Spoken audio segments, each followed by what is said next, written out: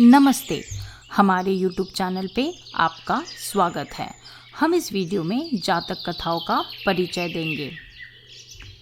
जातक शब्द का अर्थ है पूर्व या पुनर्जन्म से जुड़ा हुआ और आमतौर पर इसका अनुवाद जन्म कथा के रूप में किया जाता है। कुछ मायनों में जातक संग्रह सबसे जटिल, सबसे दिलचस्प और सभी बौद्ध साहित्य का सबसे पठनीय हिस्सा है।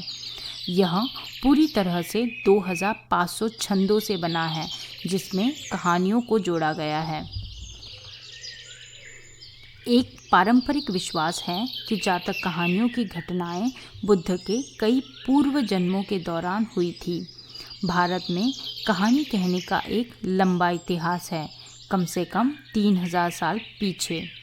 जातक कहानियाँ भगवान बुद्ध के काल की हैं। इसमें पहले प्रकार की कहानियाँ तथ्य, कल्पना, इतिहास और मिथक का मिश्रण है। दूसरे प्रकार की कहानियों में मानव लक्षणों के साथ जानवरों का चित्रण है। प्रत्येक जातक कहानी में 4 भाग होते हैं। पहला भाग है वर्तमान की कहानी। यह बुद्ध के जीवन की कुछ घटनाओं को याद करता है, जिसने उन्हें जातक कहानी बताने के लिए प्रेरित किया। दूसरा भाग है अतीत की कहानी। यह वास्तविक जातक कहानी ही है जो गद्य में है। तीसरा भाग है छंद। जातक कहानियों को कई अलग अलग हाथों से लंबे समय तक संकलित किया गया था। चौथा भाग है संपर्क। इसमें बुद्ध को वर्तमान कहानी में मुख्य पात्रों की पहचान करने वाले के स्वरूप में दर्शाया गया है। कहा जाता है कि गौतम बुद्ध ने सिद्धार्थ के रूप में जन्म लेने से पहले कई बार जन्म लिया। कई युगों पहले सुमेध नाम के एक युवा तपस्वी ने दीपांकर बुद्ध की तरह बुद्ध बनने की आकांक्षा की थी।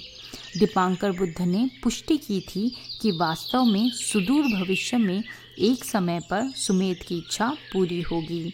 उस समय से अपने अनगिनत अस्तित्व के दौरान जब तक वह गौतम बुद्ध नहीं बन गए, वह बोधिसत्व थे।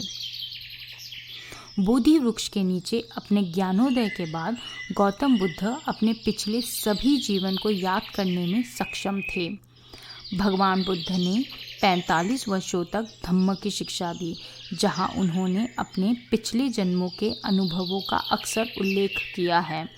उन्होंने कथाओं के माध्यम से धम्म के विभिन्न बिंदुओं को जातक के रूप में चित्रित किया है। यहाँ बोधिसत्व को 10 सिद्धियों का विकास करते हुए देखा गया है। उदारता, नैतिकता, त्याग, बुद्धिमत्ता, ऊर्जा, धीरज, सच्चाई, दृढ़ निश्चय, दयालुता और समभाव। ये ऐसे गुण हैं जो हर बोधिसत्व को अपने आध्यात्मिक विकास के दौरान पूरे करने चाहिए। प्रत्येक गुण पूर्ण अनुकंपा और समर्पण के साथ अभ्यास किया जाना चाहिए। इसके अलावा इस अभ्यास को किसी भी तरह की लालसा या घृणा से मुक्त किया जाना चाहिए। बोधिसत्व ने एक निश्चित सबक सीखा कि संसार में एक विशेष जीवन केवल एक और अनुभव है। अपनी प्रगति के दौरान बोधिसत्व अपने कर्म के अनुसार संसार में उठते और गिरते हैं। देवलोकों से नरकलोकों तक, पशु जन्म से मानव जन्म तक। कभी कभी बोधिसत्व का पुनर्जन्म मानव योनि में हुआ, जहां उन्होंने राजा, चोर, निम्न जाति, ब्राह्मण आदि के रूप में जन्म लिया। कभी कभी बोधिसत्व का पुनर्जन्म पशु योनि में हुआ था, जहां उन्होंने हाथी, कुत्ते, गिद्ध, चूहे, हिरण, भैंस, शेर आदि के रूप में जन्म लिया था। यहाँ तक कि पशु जन्म में भी वे इन गुणों को विकसित कर रहे थे। उन्हें अक्सर वृक्ष देव और पराक्रमी महाब्रह्मा के रूप में पुनर्जन्म मिला। उन्हें किन्नर और नाग के रूप में अन्य क्षेत्रों में पुनर्जन्म मिला। संसार में उनके पुनर्जन्म के दौरान बोधिसत्व अक्सर कई प्राणियों के साथ थे, जिन्होंने बुद्ध के रूप में बोधिसत्व के परिवर्तन के दौरान उनके रिश्तेदार या अनुयायी बनने की आकांक्षा की थी। उनकी शिक्षाओं में यह कहा जाता है कि संसार की सभी संभावनाओं के साथ मनुष्य के रूप में जन्म लेना दुर्लभ है, उस पर बुद्ध की शिक्षाओं को सुनने का अवसर मिलना और भी दुर्लभ है। उस पर ऐसे समय में पैदा होना उससे भी दुर्लभ है जब बुद्ध की शिक्षाओं को पढ़ाया जाता है। मानव जीवन अमूल्य है। यह महत्वपूर्ण है कि मानव जीवन दुश्मनी या घृणा में बर्बाद न हो। इसलिए गौतम बुद्ध ने निर्वाण प्राप्त करने के लिए असंख्य प्राणियों को धम्म सिखाया।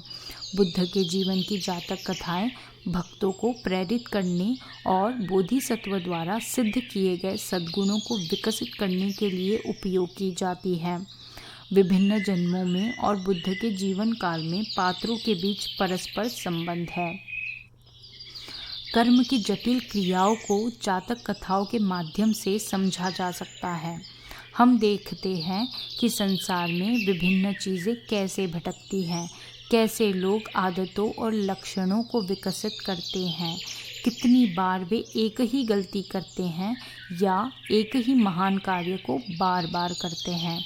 हमारा उद्देश्य है कि आधुनिक व्यक्ति इन जातक कहानियों को समझ सके, इसलिए छंदों को कथन और संवाद द्वारा समझाया गया है।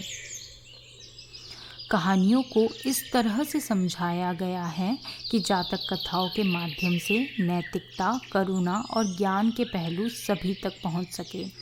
जातक कथाओं में दयालुता, धैर्य, ईमानदारी, साहस, सादगी और वैराग्य जैसे बुद्धवादी गुण सिखाते हैं। 2000 से अधिक वर्षों से जातक कहानियों में बौद्ध नक्काशी, चित्रकला, नाटक और साहित्य का महत्वपूर्ण स्थान रहा है।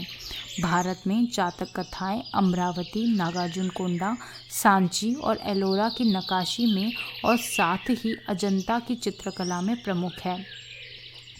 जातक के पात्र किसी काल या स्थान से बंधे हुए नहीं हैं। बुद्ध का संदेश सार्वभौमिक है और इन कहानियों के विषय आज भी प्रासंगिक हैं। भिक्षु बार बार जातक कहानियों का इस्तेमाल करते हैं और अनुयायियों को प्रोत्साहित करते हैं। ब्रिटेन में प्रशिक्षित मनोचिकित्सक डॉक्टर हरिश्चंद्र मानसिक रोगों के आधुनिक निदान के लिए जातक कहानियों का उपयोग करते हैं। आप जातक कथाओं के माध्यम से कुछ सबसे रमणीय कहानियाँ सुनने वाले हैं।